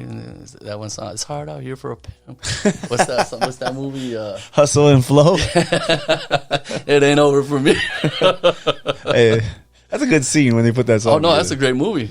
But that's where I'm at. And I think that's the thing, Shaun. Like, I try to tell people, your life's not over. You can make the change. If you look at Shaun from 11 years ago to now, there's a big difference. You have a skill. You have a career. You know how to do something. You've been there. You've done that. You can speak into the lives of people. So you didn't quit, but as time passed, you acquired more things and you learned more things. And a lot of people look at, you could have looked at 11 years from that time and said, this is who I am. That's it. It's over. But you didn't. And I think people think sometimes their life's over at 30-something years old, not realizing you have another 40 years of life. They say we men don't really fully mature until we're 40, so I'm good. No, you don't have to shave your head. You lost your hair. It's a natural fade. It's a natural skinhead now. A natural fade, bro. And believe me, bro, I faced it all, man. In the work trade, back to the whole being the white boy and the trade that I am, you know, ¿Qué estás aquí, pichuero? I'm sorry, I shouldn't have said that word. That's a bad word. You know, I've already said that. You already said that word a few times, bro. Don't get all spiritual now. Well, I'm saying now you're saying it in Spanish? Yeah. Bro, come on. It's a whole different story. Hold up. They say, ¿Qué estás aquí, güey? ¿Qué, you know, ¿Qué, güey? ¿Tienes problema? ¿Qué? Yo quiero trabajar. What? You know Spanish? Yeah, I know Spanish. I'm here to work just like you, but then they find out I'm from Monte. Oh, tú eres un paisa, like, oh, bolillo con frijoles, güey. You know what I mean? But my life, there's a lot to it, David. There's so much more. Even where I'm at now, with my sisters being grown with their own families, they made their decisions, but they've gotten into bad relationships. Two of them gotten into some bad relationships where I've had to intervene. And that dude pulls, man, like, who do these guys think they are, man? I've had issues in my family where I was fighting my uncles as a nephew because they were doing bad. Had an incident with my nephew, but I'm the good uncle trying to reach out to the bad nephew, and it went bad. So I think Shaun could be the turning point for the generation to change again. And that's why there has been such an attack on my life. Not only just from my family, but the story that carries to reach other people in the lives that I've impacted now. Another person in my life that God has brought in my family. My mom was her mom's road dog, Sarah Dunkel. I have to give her a shout out. She's been there for me because the trade I got into took me out of town a lot, and I had a dog that I wasn't giving up my dog because I'll stay in the car with my dog. And there's a whole nother story with that. He's been a big support in my rehabilitation because I had something to be responsible for of my own. Right. And I rescued him, and this dog showed me love. There's times where I've been sitting ready to make a bad decision, and he come up like, "What are you doing, stupid?" But yeah, you're right. Let's go home. We'll chalk this up as a loss. So anyway, she's been there to take care of my dog for me. But to see her life now fruitful, develop, getting involved with the youth, with Julio and Kim, and just seeing things taking place, man, that you would think it don't mean much. But on a small scale, even though I'm not in the limelight, I don't really like to be in the limelight. This ain't, I won't take this, oh, I'm going to be famous now, I'm going to go viral. That's not what I'm about.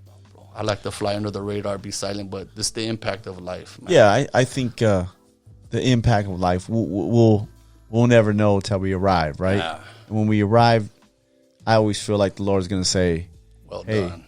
See this group of people over here? Yeah. These are all the people that you had influence on, and they made it because of your life. Well, I know how my and we don't even know that. My crazy brain thinks this way, bro. Because remember the whole rapture thing? I had a conversation with Pastor Phil about that. He laughed. Finally, he said, "Brother, have a good day." I was up for like 4 days. I ran into him in front of the church. It was all crazy. I know he went in and prayed for me, but my brain now, I imagine my service, my funeral service. You call it weird, call it crazy, but I'll sit there and I'll think about it. I'll be like, man, just imagine the people that are going to be there. Because I remember when I went to Pastor Neville's, barely got to know the man, but Pastor Phil, there was a line of people, dude. And Pastor Phil said, reach people's lives, touch people's lives. So I imagine just what will show up that day. And I know without a shadow of a doubt, anybody and everybody that will get up there and talk about me, every one of them say Shaun was a fighter. Hey, even though I got my rear end kicked a few times, you know what I mean? I get back up. Lost a couple. Oh, yeah. But you got back up. Even to this day, it was about a month ago. I somebody getting crazy at the pad. I live in Monte. I'm in the alley right by the high school, right off of Garvey. Can't get me out of there. And got dudes coming through, and this dude was getting crazy. And he started messing with my dog. He's like, "Hey, man, get up out of here, dude." And he wasn't going. You're going to have to move, man. Not yet. When God says he does, that's my next move. But it was another story. But what the trippy thing about that is I ended up going hands with the guy. I'm a bit rusty, so I took a couple to the dome, said ouch, and I stepped aside and realized, okay, coop, bam, and finished it. Shaun, look at it. Listen, man. But what I tripped on, the rage was not there no more, bro. Yeah. That emotional dude, that anger, that Joe Pesci, I'm going to kill you mode was not there. And that's when I was like, man, I'm too old for this. That kind of hurt. You know what I'm saying? I don't need to be doing this no more. Yeah. You hit your 40s, man. It's time to take a chill. I tell you, I play basketball. That's my outlet now. I get on the court and I Oh, just played really? last night. Yeah, I still play ball. Shout out to Andy and Paulie and all them. We ball up. Robert, David, all the guys. We still ball up. Hey, man, I appreciate you coming out, bro. No, I appreciate you having me, Dave. There's got to be a round 2 because I can get into so much more detail. But what it was, man, the punk rock scene, Unity, was an outlet for me it turned out to be a good outlet because they would take me to parties, take me home and say, get your butt to school, fool. Even though I tried to rebelled against it, but they said, we need lawyers, we need this, we need that, we need that, we need that. We don't need streets. We have enough of that. That's dope. And it was an outlet for me, but of course God had his hand on it all because real quick, my Tony spun my neighbor. I gotta give a shout out to him. Rest in peace, Tony. He ended up getting saved, bro. That's dope. Pastor Phil married him and his wife, and I swear like they knew each other, but they didn't. So that's somebody you had impact on, and he helped me. Right? That's what stuck, bro. I carry his thing in my Bible because that man didn't know me from nothing, but he took me in, even though everybody's done it before. But this stranger, man, and he told me, don't waste my time. You waste my effing time. Like, I could be with my family. So it's a trip, bro. There's so much. Dope. There's so much. Hey, me and Cam do one thing before we get you out of here, bro. Yeah. It's called the Furious 5. All right. And ask you 5 furious questions. Let's go. You ready? Yeah. Street Gospel Furious. Let's see a smile on your face, That's why I'm man. smiling, bro. I got to take a leak, but let's get it. Yeah, you're the one that was talking forever. Don't give me a mic. Yeah. Question number 1 of the Street Gospel Furious 5. What is your favorite punk band of all time? Oh, it has to be Social Distortion. Social D. Really? Yeah, Pennywise, Social Distortion. That's your go-to. You All day? Put that on, I'm right there. We're gonna put it on. I want you to get in the street and let me show you what. Put it on real quick. I'll start slam dancing on this table right now, bro. Question number 2 of the Street Gospel Furious 5. Favorite place to eat in Almani? Oh, Yum Yum's Chinese food.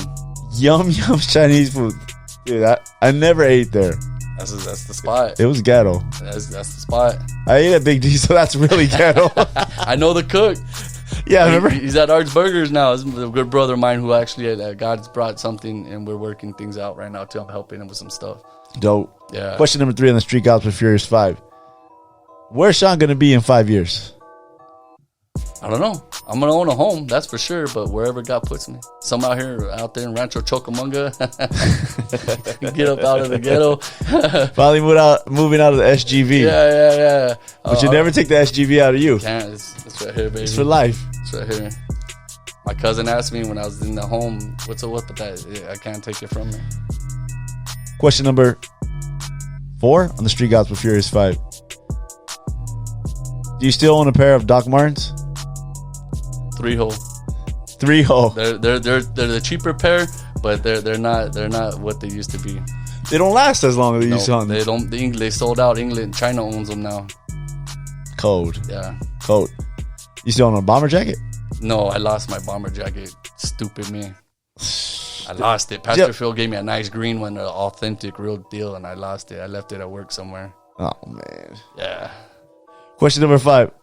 Who does Shaun love more? Social D or his dog? My dog, of course. Shit, Tank. Shout out to Big Tank. He's 8 years old. That's my boy. I always see you with your dog everywhere.